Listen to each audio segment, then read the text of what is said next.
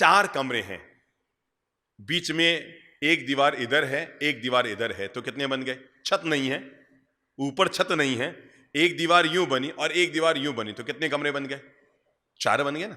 एक कोना, एक दूसरा, तीसरा, चौथा, बीच में 2 दीवार है। जीवन में हर चीज कैसे लौटती है? 2 दीवार खिंची, 4 कमरे बन गए, कमरे में अभी छत नहीं है। इधर वाले व्यक्ति ने कमरे का कचरा इकट्ठा किया, पड़ोस वाले के डाला। अब पड़ोस वाले ने इकट्ठा किया तो अपने पड़ोस वाले के डाला, उस पड़ोस वाले ने इकट्ठा किया तो अपने पड़ोस वाले के डाला, और इस पड़ोस वाले ने इकट्ठा किया तो अपने पड़ोस वाले के डाला। बताओ कचरा कहां आया? बुद्धि लगाओ, बुद्धि लगाओ, कचरा कहां आया? दिमाग में काम आया ना? बस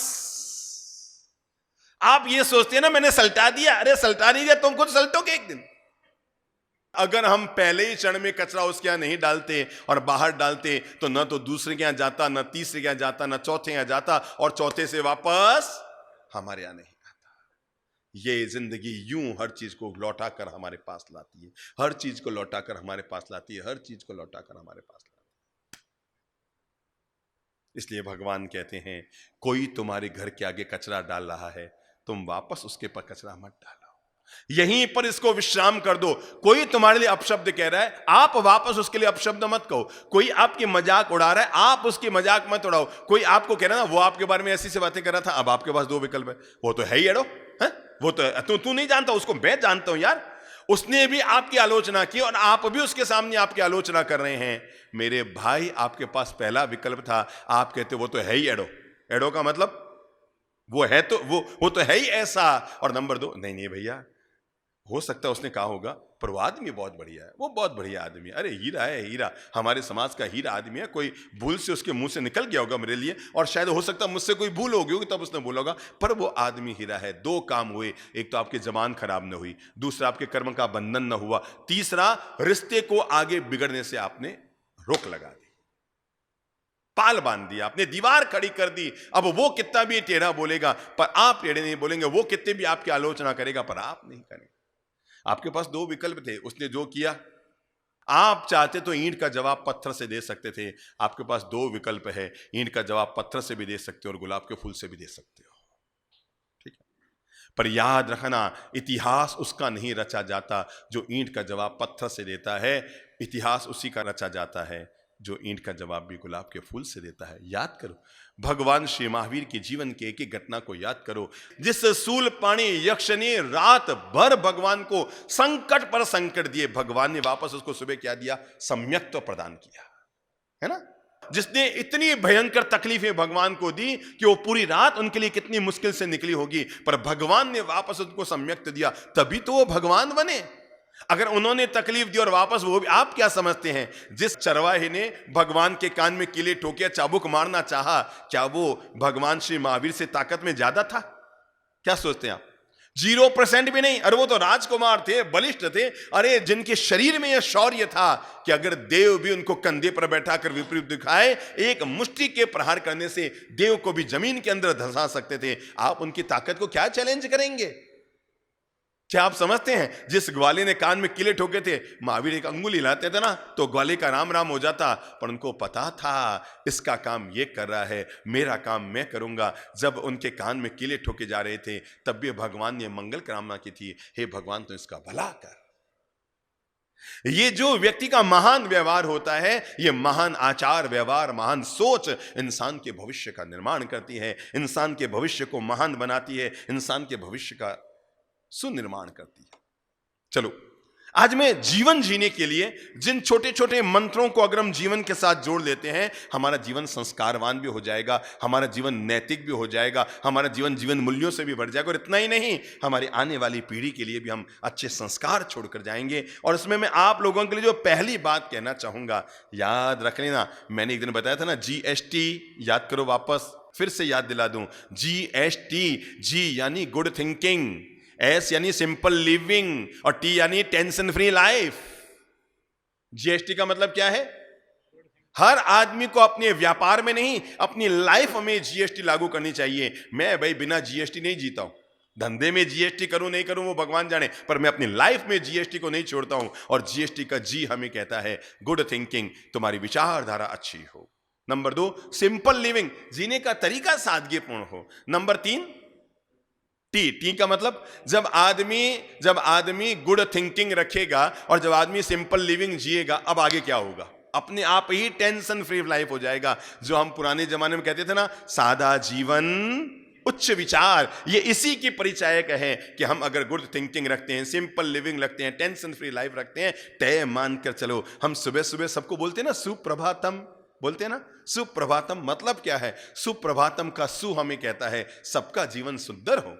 सुप्रभातम का प्र हमें कहता है जब सबका जीवन प्रसन्नतापूर्ण हो। सुप्रभातम भा हमें कहता है सबका जीवन भाग्यशाली हो। सुप्रभातम का त हमें कहता है सबका जीवन तनाव रहित हो। और सुप्रभातम का म हमें कहता है सबका जीवन मंगलमय।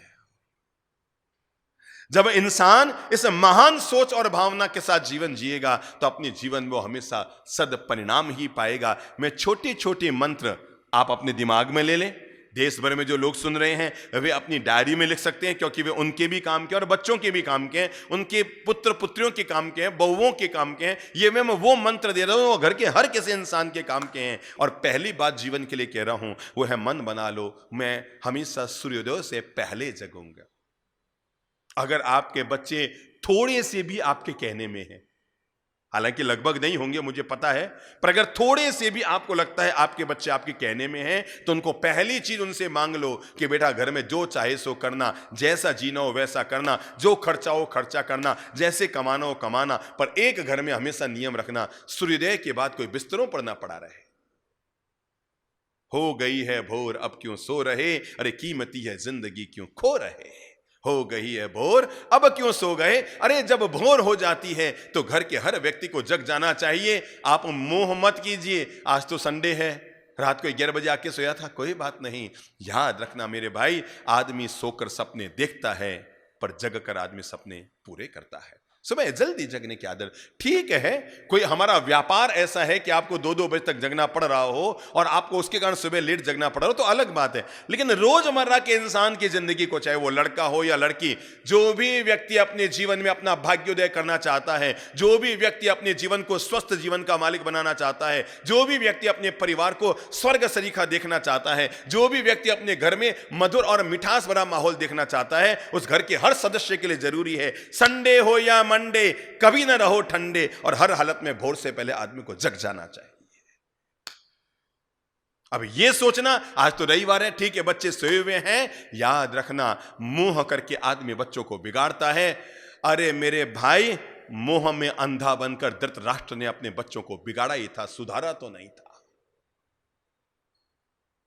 पहली घर में संस्कार हो सूर्योदय से पहले जगने का संस्कार। मैंने कहा ना, अगर आपके बच्चे थोड़े से आपके कहने में हों, और मैं बच्चों से कहना चाहूंगा अगर आप वास्तव में अपने भविष्य का निर्माण करना चाहते हैं, मेरे भाई एक बात बताओ, पुण्य का मतलब क्या है? क्या केवल पैसा है? मुझे एक बात बताओ, पुण्य का मतलब क्या है? एक आदमी बहुत पैसे वाला है, बहुत पैसे वाला है, अरबों की संपत्तियां हैं, बड़ी बड़ी जमीनें हैं, कोठियां हैं, कारें हैं, बंगले हैं। अब जरा एक बात बताओ, बच्चे उसके कहने में नहीं है। देखो आप बताना, आपको देख लेगा वो कितना पुण्य उदय है इन आदमी में है। आपको लगेगा जब वो रॉयल्स कार में से निकल कर आएगा और अप टू डेट बनकर निकल कर आएगा और 4 लोग उसके साथ निकल कर आएंगे और 2 चौकीदार 2 रखवाले उसके साथ में चलकर आएंगे, और तब उसको देखकर आपको लगेगा वाह क्या पुण्यवान है, और वो यूं फूला नहीं समाएगा है? वो फूला नहीं समाएगा, और वो अपने सौंदर्य पर मुझे एक बात बताओ, घर की उसकी स्थितियां बताऊं, बच्चे उसके कहने में नहीं है। वो 2 शब्द बच्चों को कह दे, बच्चे सिर पे सवार है। शरीर उसका कहने में नहीं है, पत्नी उसके कहने में नहीं है, शरीर उसका साथ नहीं दे रहा है, परिवार उसको मान नहीं दे रहा है। अब बताओ, एक पैसे का पास में होना यह पुण्य का केवल 10% हिस्सा है। अब मैं बताऊं आपको पुण्य का उदय क्या क्या होता है। अगर आपके बच्चों में कोई गलत आदत नहीं है, गुटखा नहीं खाते हैं, और कोई अटरम पटरम पीते नहीं है, और सूंघते नहीं है, और चखते नहीं है, और खाते नहीं है, गलत जगह जाते नहीं है, आपके 20% पुण्य का उदय है ये, भले ही पैसा नहीं है। नंबर 2, आपकी धर्म पत्नी आपके कहने में है, आपके कहते ही घर में काम संपन्न हो जाते हैं। वो हो हल्ला गाली गलौज नहीं करती, वो आपके लिए अपशब्दों का प्रयोग नहीं करती, वो कभी आपके लिए थाने में जाके रिपोर्ट नहीं लिखाती, वो अपने पीहर में आपकी शिकायतें नहीं करती, आपके फिर 10% पुण्य का उदय है। नंबर 3, आपकी जो बहुएं घर में आई है वे बड़ी संस्कारशील आई है, आपस में झगड़ती नहीं है, एक दूसरे के लिए टिप्पणी करती नहीं है, सासू माँ की कभी आलोचना करती नहीं है, सासू माँ के लिए कभी नेगेटिव व्यवहार करती नहीं है। ये आपके घर का 10% और पुण्य का उदय है।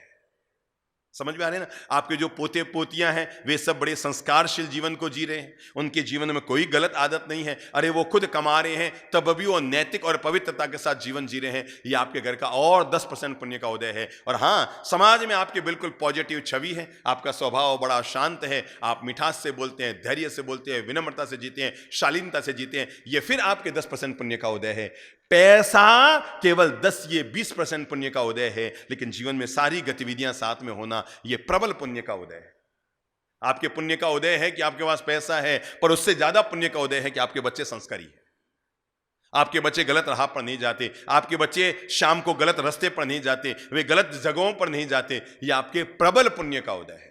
पैसा होना पुण्य का उदय है, पर घर में अच्छा व्यवहार, अच्छा संस्कार, अच्छी बोलचाल, अच्छा मिठास, सबका प्रेम, सबका माधुर्य, घर को स्वर्ग, महंगी टाइलें, महंगे मकान, महंगे बाथरूम, महंगी व्यवस्थाएं, महंगा फर्नीचर, ये सब घर को सजाते हैं पर घर के पुण्य का उदय नहीं करते।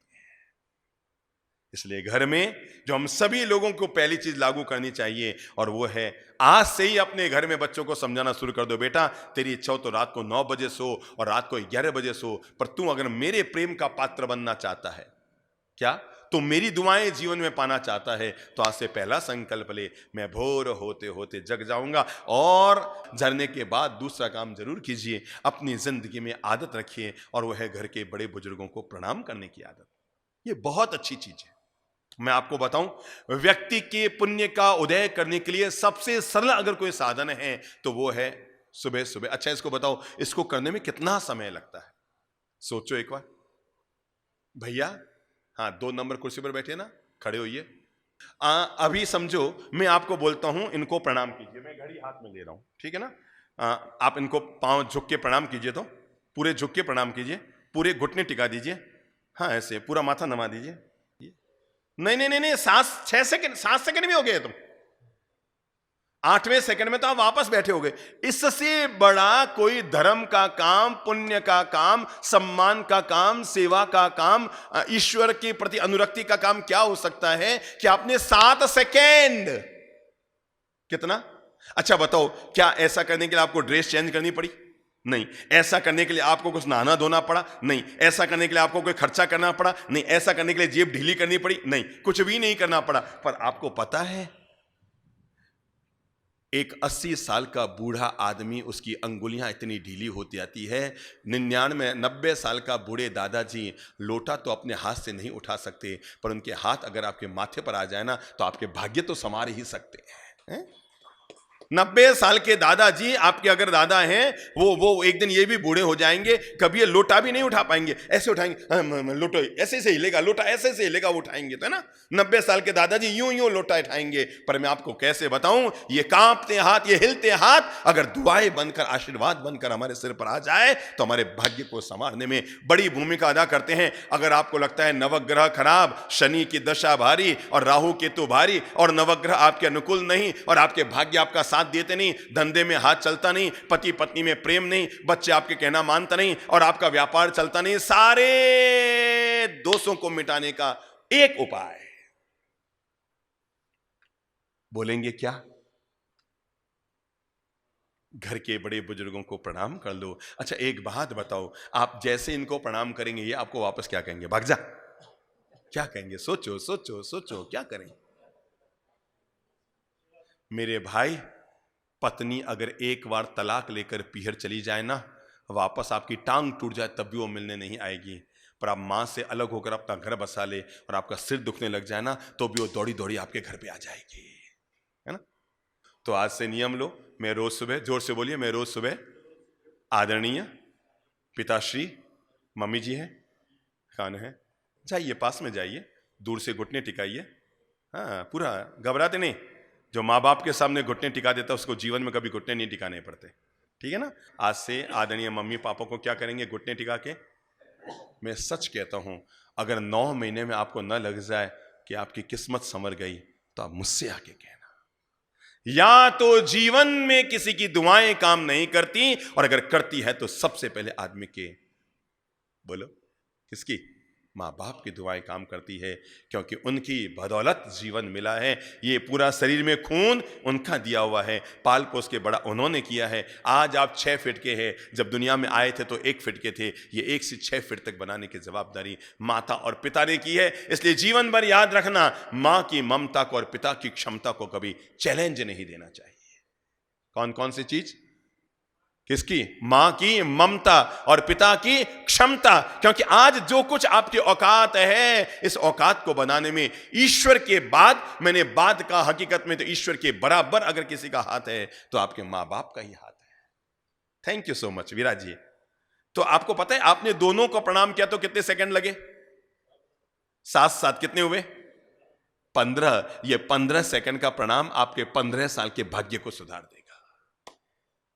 मैंने पहला अनुरोध किया, घर में पहली आदत डाल लो, और वो क्या है, मुझ से बोल लो, सुबह जल्दी जगने की आदत और माता पिता को प्रणाम करने की आदत। नंबर 2, अपने जीवन में जो दूसरा संस्कार जोड़ना चाहिए वो है घर के छोटे मोटे काम में सहयोग जरूर कीजिए। आदत डाल लो आज से। हम 100 पीस बनकर घर में नहीं रहेंगे कि हम केवल कमा कमा के आ गए, आज रविवार है हम तो बस आराम करेंगे, केवल धर्मपत्नी, केवल बहन, केवल मां काम करे। नहीं बाबा ना, सबके साथ अपनी हिस्सेदारी अदा कीजिए। अपने आप को भी श्रम से जोड़िए, अपने आप को भी कर्मयोग से जोड़िए, अपने आप को भी छोटी मोटी भूमिकाएं जरूर अदा कीजिए। आप जिस घर में रह रहे हैं, घर के काम काज में छोटा मोटा अपना सहयोग जरूर कीजिए। नंबर 3 जो मैं आपको अनुरोध करना चाहूंगा, इस दुनिया में रहने वाले हर भाई बहन को अनुरोध करना चाहूंगा, वो तीसरी हमारी अनिवार्यता है, वो है सभी लोग मर्यादित वस्त्र पहनिए। दुनिया में कोई चेहरा तब सुंदर नहीं लगता जब वो कम कपड़े पहनता है, चेहरा तब सुंदर लगता है जब वो मर्यादित कपड़े पहनता है। हमें जरूरी है हमारी वेशभूषा शालीन हो, हमारे वस्त्र मर्यादित हो। मर्यादित वेशभूषा में इंसान जितना सुंदर लगेगा ना, दुनिया के किसी भी वस्त्रों में इंसान सुंदर नहीं लग सकता। इसलिए घर में अपने बच्चों को भी इस बात का बोध दो, बेटा हम हमेशा शालीनता के कपड़े पहने, सभ्य कपड़े पहने। ऐसे वस्त्र, ऐसी ड्रेस, ऐसे कपड़े, ऐसी पोशाक हमें पहननी चाहिए जो पोशाक हमारी शालीनता को और दर्शाती हो, हमारी कुलीनता को दर्शाती हो। इसलिए नंबर 3 मैंने बात कही, जब भी कपड़े पहने मर्यादित वस्त्र पहनिए। शब्द याद लीजिए, कौन से वस्त्र, ये वाली कंपनी की हो कि वो वाली कंपनी की हो कि वो वाले मिल की हो, किसी भी मिल के पहनो, उन कपड़ों पर पहली मुहर होनी चाहिए। कौन सी, कौन सी मुहर? आजकल कई कंपनियों के आते हैं ना, जींस कई तरह के आते हैं, कई तरह के आते हैं, किसी भी कंपनी के पहनो, पर हमारी मुहर ये हो, हम जब भी पहनेंगे क्या, मर्यादित वस्त्र पहनेंगे। मैं जानता हूं पूना में एक महानुभाव है, जब भी बड़े अमीर महानुभाव हैं, मतलब उन्होंने अपने बच्चों को इतनी सुविधाएं दे रखी है कि अगर 2 लाख की कोई चीज लेनी हो तो पापा के कान में डालो तो भी ठीक, नहीं डालो तो भी ठीक। पर उन्होंने अपनी बेटी को एक बात की सीख दी है, बेटा कपड़े जब भी खरीदने जाओ मुझे जरूर साथ ले जाना, कपड़े जब भी खरीदने जाओ मुझे जरूर साथ ले जाना। और वो जब कपड़े की दुकान में जाते हैं कहते हैं बेटा महंगे से महंगे कपड़े ले, 12,000 के ड्रेस, 8,000 के ले, 9 ड्रेस के, 15,000 के, 25,000 के ले, नो प्रॉब्लम। बेटा एक शब्द याद रखना, कपड़े वो पहन जिन कपड़ों को पहनकर तुम मेरे सामने आए तो मुझे गौरव हो तुझ पर। बस 25,000 की ड्रेस ले, कोई दिक्कत नहीं, पर हमारी वेशभूषा शालीन, सभ्य और संस्कारित होनी चाहिए, मर्यादित होनी चाहिए। चौथी बात जो मैं कहना चाहूंगा, और वो है घर में आए हुए अतिथि को भरपूर सम्मान दीजिए, नेगलेक्ट मत कीजिए। ठीक है आए हैं भाई, ठीक है, भले वो मध्यम वर्गीय है, आर्थिक दृष्टि से आपसे बहुत नीचे है, पर आपके घर आया है ना, आया हुआ मेहमान तो भगवान के बराबर होता है। भगवान श्री महावीर ने कहा है वो व्यक्ति सदग्रस्त होता है जो आए हुए अतिथि का सत्कार करता है और नए अतिथि की प्रतीक्षा करता है। क्या कहा है? घर में आए हुए अतिथि का सत्कार करता है और उसके जाने के बाद नए अतिथि की प्रतीक्षा करता है कि फिर कोई हमारे घर में आए तो हमारे घर का सौभाग्य जगेगा।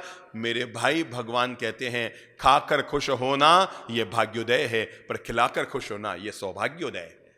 क्या आपने खिलाने का आनंद लिया? तो हमें चौथा निवेदन में आपसे कहना चाहूंगा वह है घर में आए हुए अतिथि का पूरा मान कीजिए, दरवाजे तक उन्हें छोड़ के जाइए। जब वो जा रहे हैं तो कुर्सी पर बैठे बैठे वो के जाऊं सा, हाँ ठीक है, नहीं नहीं, दरवाजे तक छोड़ने जाओ, रवाना होते होते वापस उन्हें प्रणाम करो। और इतना ही नहीं, क्या करो, जब वो रवाना हो रहे तो अंतिम वाक्य क्या बोलो? फेर पधारजोसा। कहीं बोलना फेर पधारजोसा, यूं नहीं कि अभी आए जी को धापिया रहा, धापिया नहीं, जाते जाते उसे इस शब्द का सम्मान जरूर कीजिए, बहुत अच्छा लगा आप पधारे, फिर बोलो बोलो कहीं, बोलो बोलो फिर कहीं पधारजो सा, फिर पधारजो सा, यानी हम दोबारा आपके आगमन को हमारा सौभाग्य मानेंगे। तभी तो पता है पहले घर के बाहर वो चमकीले कागज पर लिख करके हम टांगा करते थे, आपका आगमन हमारा सौभाग्य।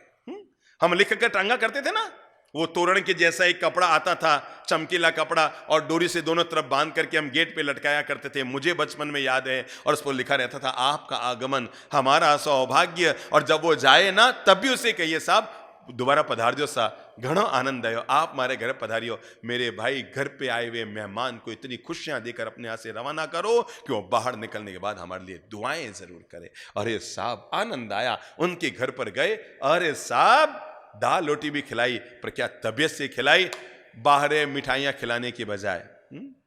क्या एक आदमी 2 दिन अलग अलग घर में गया। एक पहले दिन घर में गया जहां पर बहुत अमीर के घर में था, वो उस घर में जैसे ही घुसा उस आदमी को बाहर निकलना था, और उसने कहा भैया मैं तो जा रहा हूं, तुम भोजन कर लेना पीछे। और उन्होंने आवाज दी रसोईया महाराज इनको भोजन करा देना, और ये कह के निकल गया। अब आप समझो कि घर में आप अकेले और रसोईया है, वो मिठाइयां भी ला रहा है, कचौड़ी पकौड़ी भी ला रहा है, सब चीजें ला रहा है, पर आपको कितना सूना सूनापन लगेगा, यार मैं फालतू आके फंस गया, इसके वजह अपने घर पे ही खा लेता, वो तो निकल गया जिसके लिए आया था, अब मैं कोई खाना खाने यहां पर आया था। अगले दिन आप किसी के घर पर गए, वो बेचारा मध्यम वर्गीय था, उससे भी नीचे था, और घर में केवल लौकी की सब्जी, पापड़ की सब्जी और दाल और फुल्का बना हुआ था। आप उसके घर में मिलने के लिए गए, और उन्होंने जाते ही आपसे कहा भोजन करो सा, और आपको संयोग की बात थी कि भोजन करना ही था और कोई निमित्त नहीं था। आप वहां पर बैठे, और वो दौड़ दौड़ कर एक एक फुल्का गरम लाला के खिला रहा, नहीं सा अरोगो सा, नहीं सा, नहीं सा, यूं थोड़ी लेवनी पड़ से सा, यूं थोड़ी वैसा, एक फुल्का तो। और फिर लास्ट में आपने कहा बेटा बिल्कुल पेट भर गया, तब उन्होंने एक रोटी का कौर तोड़ा,